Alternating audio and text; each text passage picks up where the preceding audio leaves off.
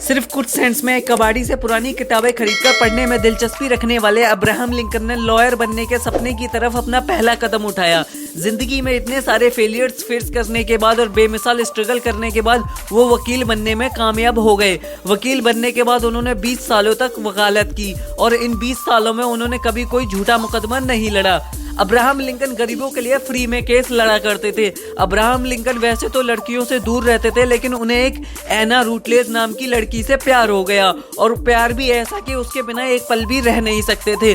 But sadly Lincoln के bad luck के चलते उनकी गर्लफ्रेंड एना रूटलेज की टाइफाइड से डेथ हो गई। इस इंसिडेंट ने लिंकन को एक गहरा सदमा दिया। वो काफी दिनों के लिए एक जिंदा लाश की तरह हो गए थे। वो अक्सर अपनी गर्लफ्रेंड की कब्र पर जाकर घंटों फूट फूट कर रोया करते थे। अपनी लाइफ में अनलिमिटेड फेलियर्स को फेस करने के बाद, अपनों को खो देने के बाद, इतना हार्डवर्क करने के बावजूद भी कुछ ना हासिल करने के बाद उन्हें ये भी डर सताने लगा था कि कहीं वो सुसाइड ना कर ले।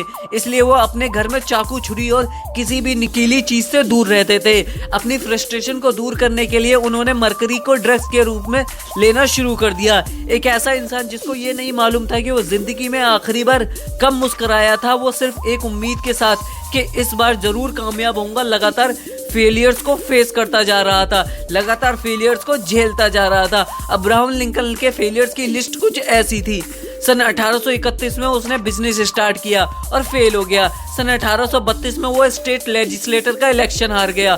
सन 1833 में उसने एक नया बिजनेस स्टार्ट किया और उसमें भी फेल हो गया। सन 1835 में उसकी फियांसे की डेथ हो गई। सन 1836 में उसका नर्वस ब्रेकडाउन हो गया।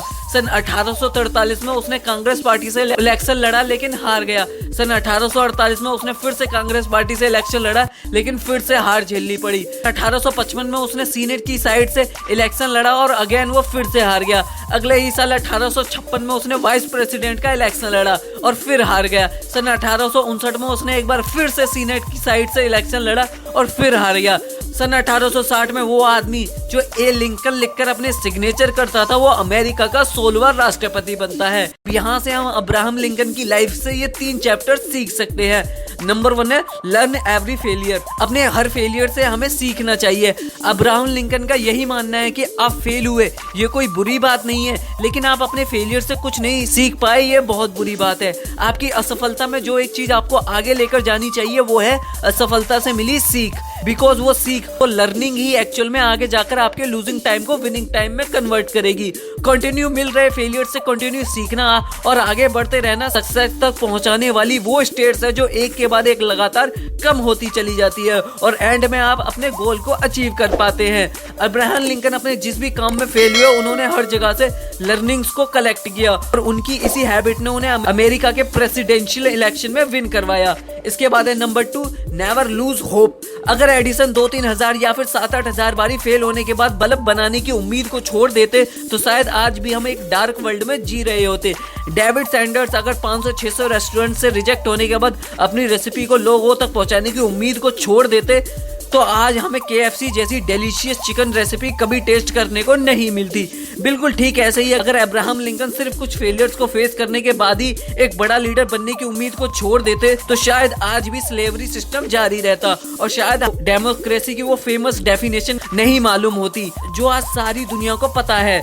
हम एक बहुत ही फास्ट फील्ड में जी रहे हैं। अब इसका मतलब ये नहीं कि आप आज से 20 घंटे एक ही फील्ड में बिताएंगे और कल से उस फील्ड के मास्टर बन जाएंगे। ऐसा कभी नहीं होता क्योंकि जीरो से हीरो बनने में टाइम लगता है। अब ये जो जीरो से हीरो बनने की टाइम वाली लाइन है, यहीं पर काम आती है आपकी होप। एक ऐसी उम्मीद जो हर बार फेल होने के बावजूद आपको इस पर टिकाए रखती है, आपको मजबूर करती है उस लाइन पर जिसके एंड में छुपा है एक हीरोइक गोल्ड। इस लाइन पर चलते वक्त आपका बहुत बार मन करेगा कि आप यहाँ से भाग जाएं, गिव अप कर दें, अब नहीं हो पा रहा।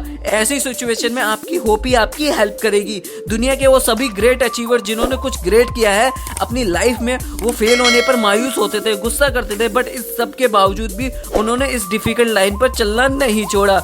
इसके बाद है number 3 avoid criticism. Most amazing point of the video. एक हिंदी प्रोवर्ब है, जब तक लोग आपकी आलोचना नहीं करेंगे तब तक आप ग्रो नहीं करेंगे।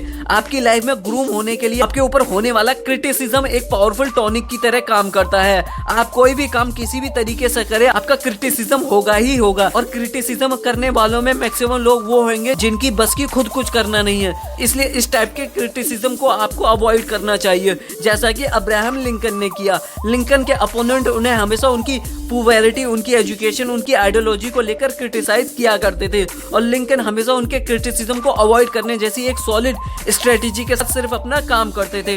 वो बेफालतू में अपने क्रिटिक्स को वर्बली जवाब देकर एनर्जी वेस्ट करने की जगह 100% एनर्जी को अपने काम में लगाया करते थे। हालांकि ये चीज भी उन्होंने काफी टाइम के बाद सीखी, नहीं तो वो पहले ओपोनेंट के हर क्रिटिसिज्म को जवाब दिया करते थे। इसलिए ये बात आप हमेशा याद रखना कि जब तक आप जियोगे, लोग आपको क्रिटिसाइज करने के नए नए तरीके तलाशते रहेंगे, इसलिए अवॉइड देम। तो दोस्तों, इस वीडियो में हमने जाना कि हमें जिंदगी में मिलने वाले अपने हर फेलियर से सीखना चाहिए और आगे बढ़ना चाहिए। नंबर 2, चाहे कुछ भी हो जाए कभी उम्मीद मत छोड़ना।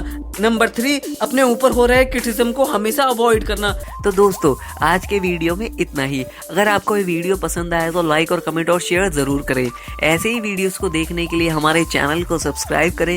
And finally, thank you for watching.